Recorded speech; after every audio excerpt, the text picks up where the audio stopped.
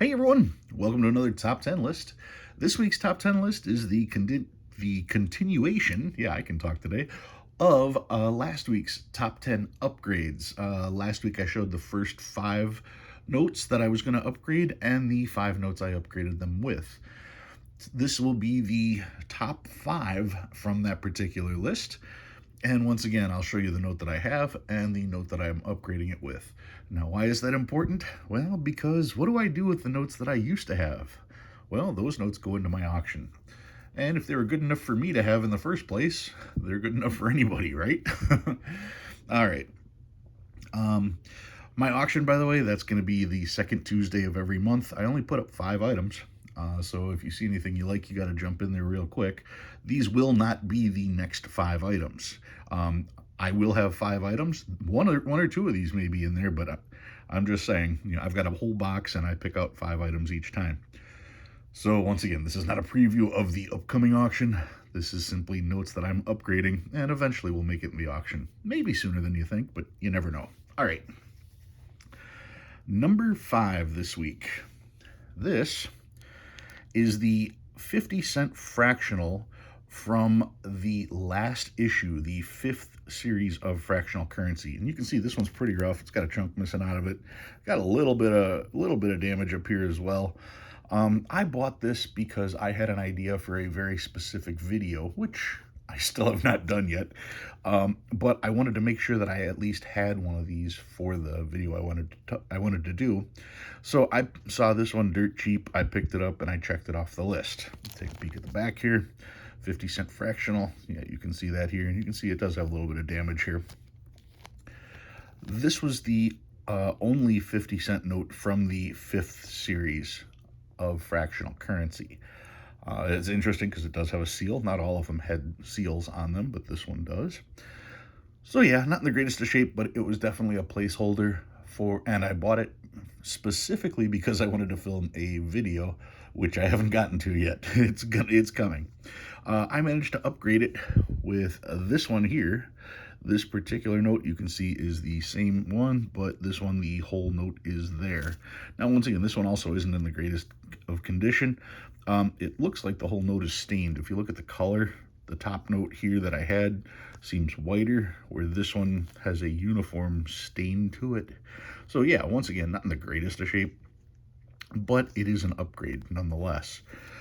Take a look at the back of this one. You can see here. And once again, comparing it to the back, they do have the same backs.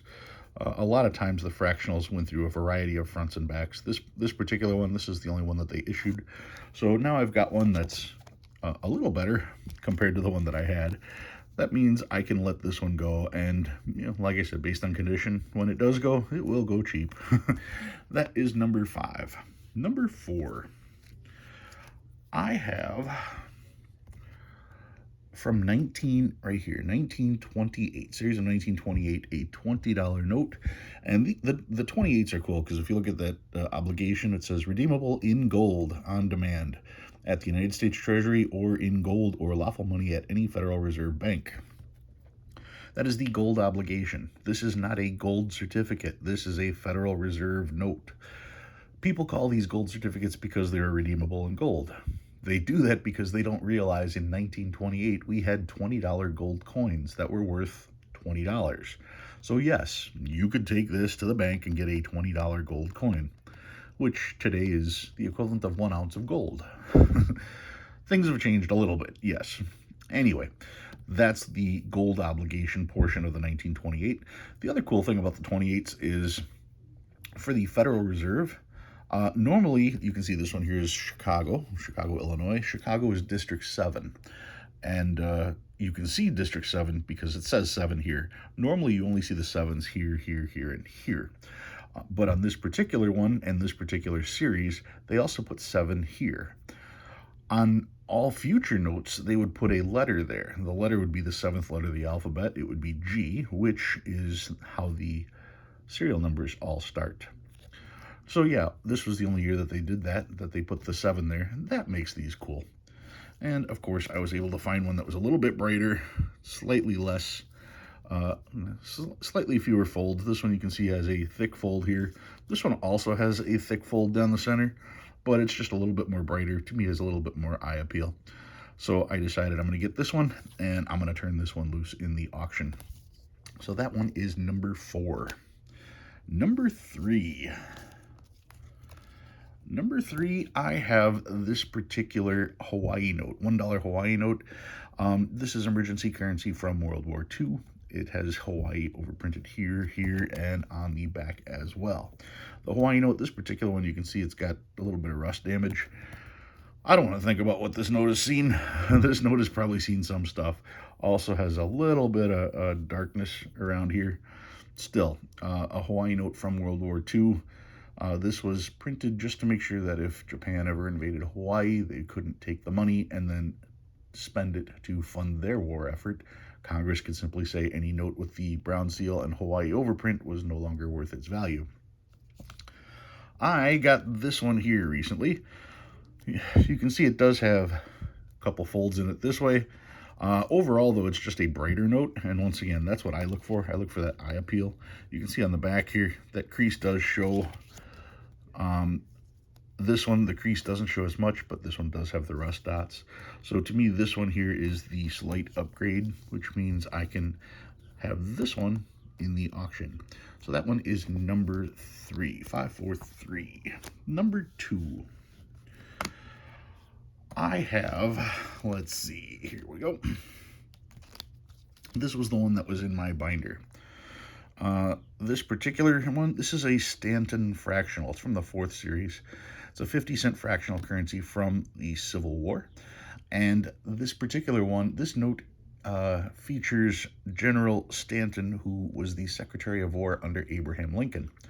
This particular note replaced Lincoln being featured on a 50-cent fractional. That's probably the most desired one, and this is who replaced it. And you gotta love the beard. Stanton definitely has the coolest beard. And there's the back of this particular one. Now, I have this one as well, which isn't in as nice a shape. Actually, this one may have replaced this one. And I then bought this one. So now I've got one that's a little bit better than the rest. And these two here are probably going to be in the auctions. And you can see the backs are the same. Let me just make sure that these are all, yep, they're all the green backs like that. So these two will eventually make it into the auction because this is the one that I am going to be keeping. That is number 2. And finally, number 1.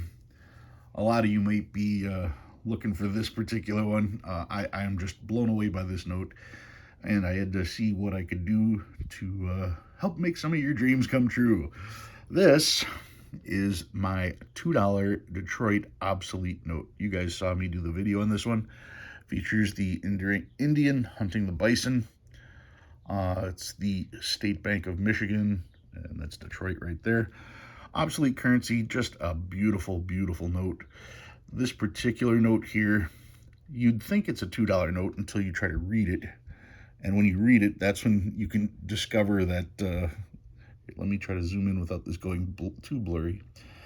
It's very difficult to read. Banknote on the right end, measuring $1. I can't make out all this stuff here. But basically it says that if you cut it, $2 1/2, so it would be 1/2 of a dollar here. But there are other increments.